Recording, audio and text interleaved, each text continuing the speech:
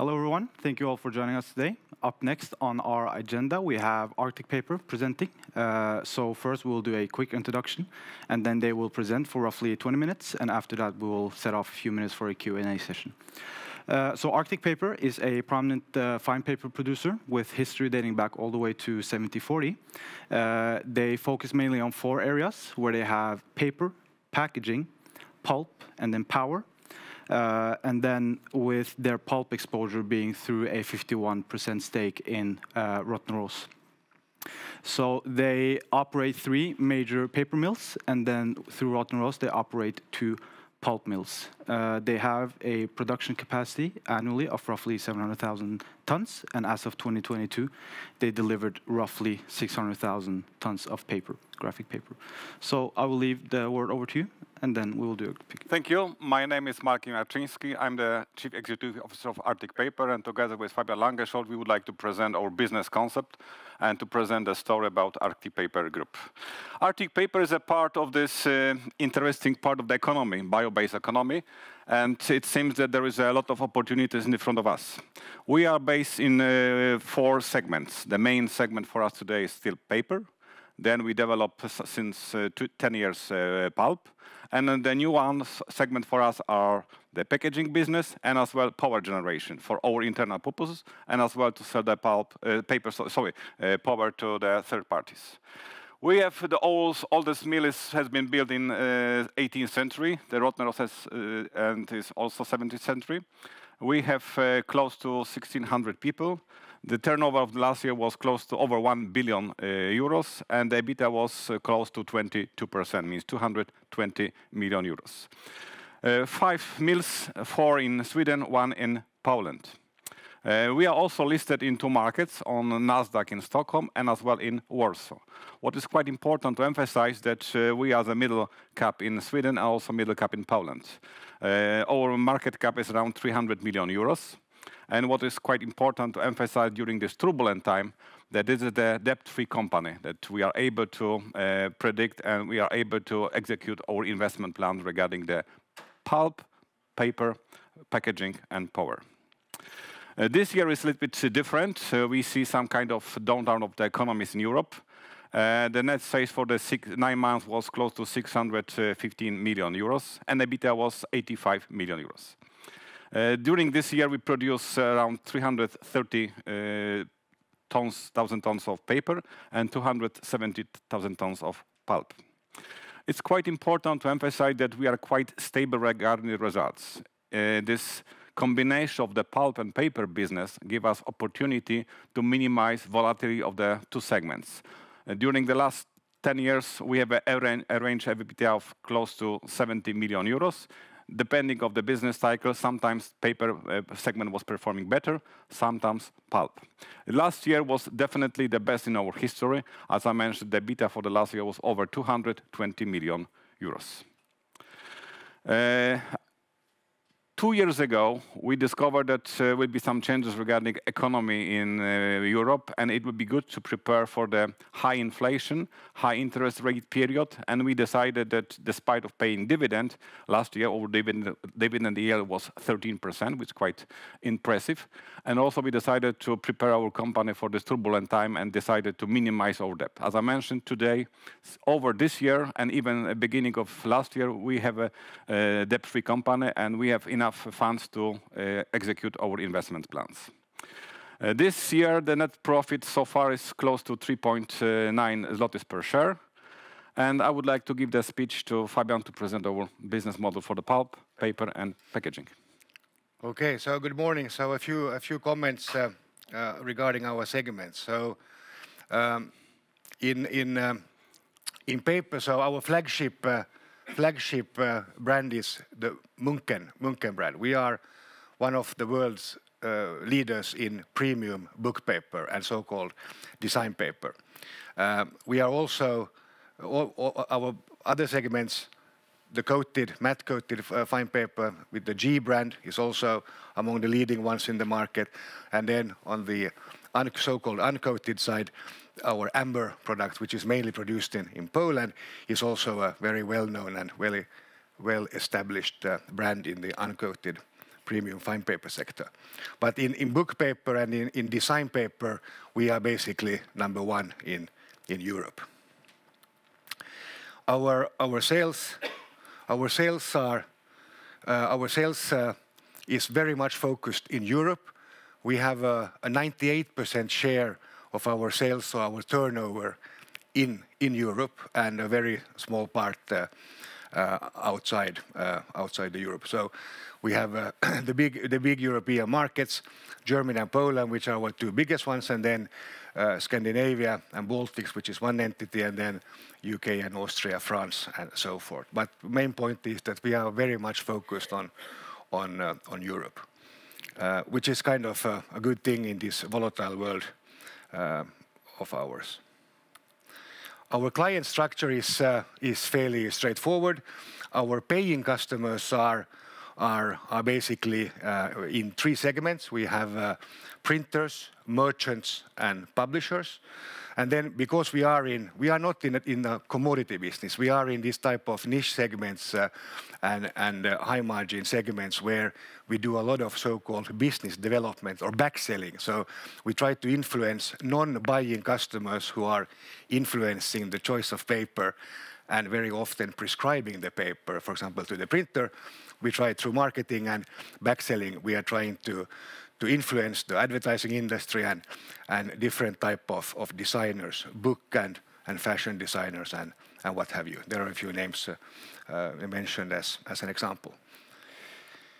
Then regarding pulp, in pulp we have, as said, so Rottneros, which actually consists of two mills. Mr. Lennart Eberle will be here this afternoon, so those of you who are interested will hear more from him. But basically we do in the Vallvik mill, we do very, very high quality long fiber chemical pulp, mainly for kind of more sophisticated applications like insulation solutions and different type of filters, air and liquid filters and what have you. And in Rottneros we are doing more so-called CTMP, chemi-thermomechanical pulp, which goes into the growing packaging sector. So again, not so commoditized at all.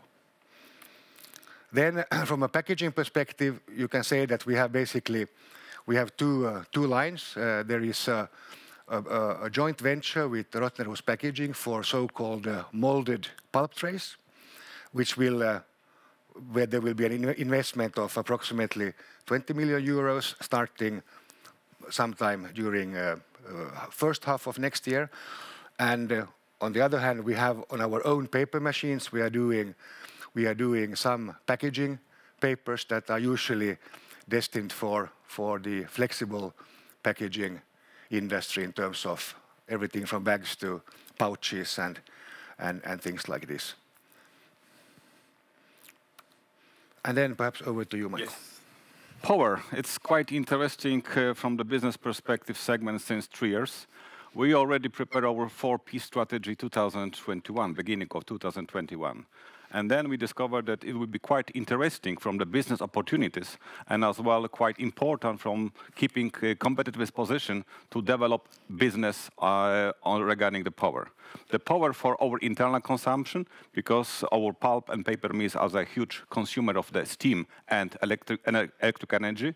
And as well, we also discovered that there will be a lot of opportunities to produce energy, to sell to the grid or to sell to the other parties. It's quite important to emphasize that we are already close to be green business. Most of our energy is produced locally. Most of our energy is produced based on the renewable sources.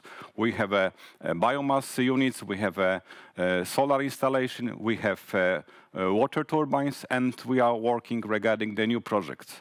Later on will be presented. From the business perspective, we are producer of close to 3 terawatt hours per year, which is quite significant in Sweden and in Poland. Today, in 2023, already started to build a new solar project in Poland. We decided to use part of our property in Poland, close to the German border, to install 17 megawatts of solar energy. And this project will be connected directly to our internal grid, because most of the pulp and paper mills have own energy setup, and it's quite easy to combine this extra energy generation units to our network. Also, we are trying to use all opportunities in Poland and in Sweden on our roofs. All together will be this year, so beginning of next year, will be close to 1.2 megawatts. And also we have expansion regarding our other PV project in Poland and in Sweden. Recently, 2 months ago, we decided to make a significant investment regarding the Grycksbo mill close to Falun.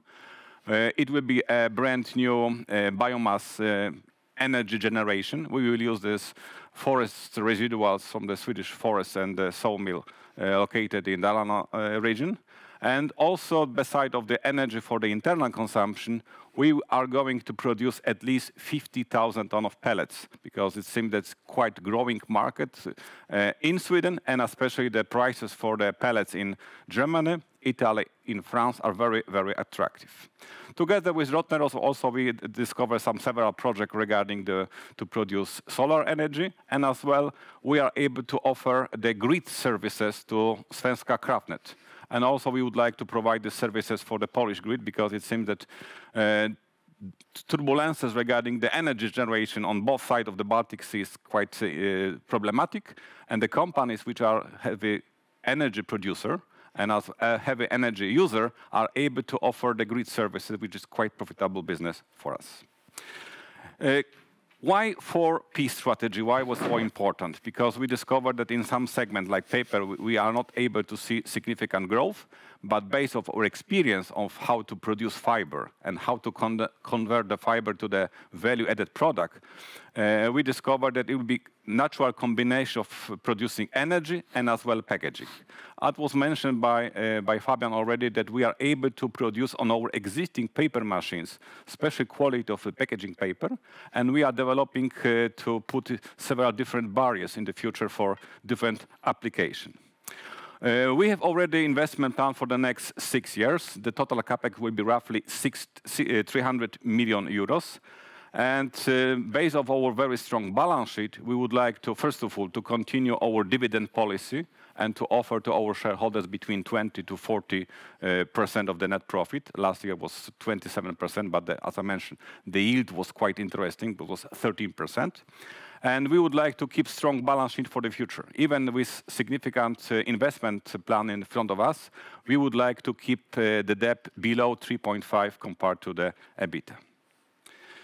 The main aspect, the main areas for our investments in coming years will be energy and partly packaging, because we discovered that even from the long-term perspective, profitably to produce energy on site and as well to produce energy for the third parties will be quite interesting from the profitable perspective.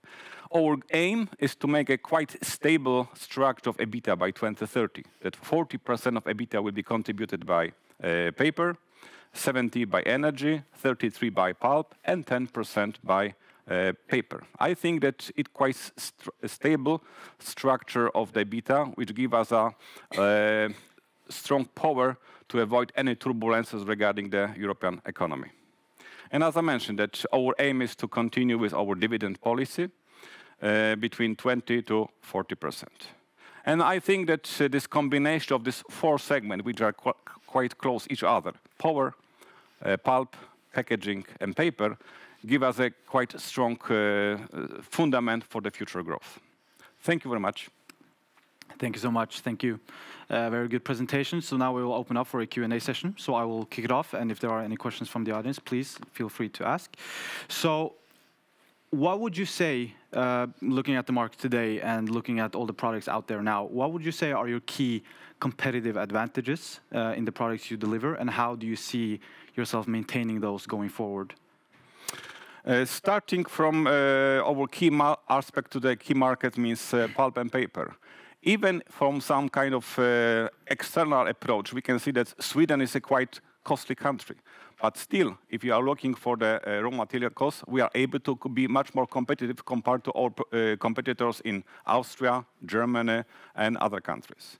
And especially this energy business is quite important, because looking for the last 3 years perspective, the energy prices in Sweden are always 2 or even 3 times lower compared to continental Europe. that our main aspect, our main driver to decide about investment in the pulp and paper mills is how to develop, how to maintain long-term competitive position of Arctic towards our competitors. Thank you. And you mentioned raw costs and raw materials. So just a follow-up question on that. You know, everything's been going all different kind of directions lately. So how do you see, or how do you personally manage the your raw materials, and how does that affect your operations going forward? The smart concept from Arctic is that we would like to buy locally and we would like to sell locally, close to chimney, because in this case we are able to mitigate all problems regarding the transport globally, and as well we are able to build a long-term relation between us as a buyer and local producer, local suppliers. In many cases, we have a contact with local producers, local suppliers, even maintenance activities for 10, 15, even 20 years. Based on this long-term commitment, long-term partnership, we are able to mitigate this fluctuation regarding inflation, because from the local partners is even more important to have a strong partner locally for long future versus to be so eager to earn more in on one quarter and have a problem in the next quarter. So you're more forward-looking. Absolutely. Yeah. And then I noticed you talked about where your revenue split comes from in terms of geography. Can you also provide a little bit of flavor regarding the customer base and how much of your revenues come from a certain amount of customers? Maybe about. Yeah, perhaps if we first think about, let's say, our own output. So we talk about paper and packaging. So in approximative figures, we have 40% going into the merchant segment, which of course is a typical sales channel for fine paper. Then the rest, 60%, is kind of divided into direct customer relationships with publishers and printers, mainly for paper, and converters for our packaging papers. Then of course from a diversification perspective, then power will of course in the future change this kind of allocation long term. But at the moment, that's roughly the situation. It's quite important to emphasize that one of our key elements is to have a risk management and try to identify the risks and as well try to mitigate or minimize the risk. And regarding this business structure, what was already mentioned by Fabian, we have a quite unique sales model because we have our own sales organization across Europe. Means that our people, not just some kind of merchants, are able to meet our final clients, publishers, even authors, and they are able to present the story that our paper is a high premium paper.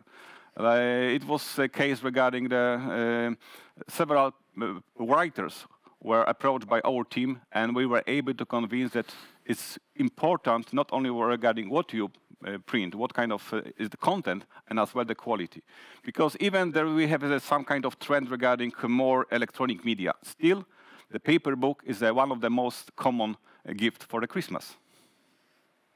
Exactly. Yeah. Very. Yeah. That's very true.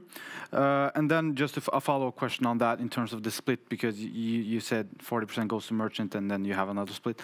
Do you expect this to continue going forward, or are you focusing on specific areas to expand, or do you just see the split continuing?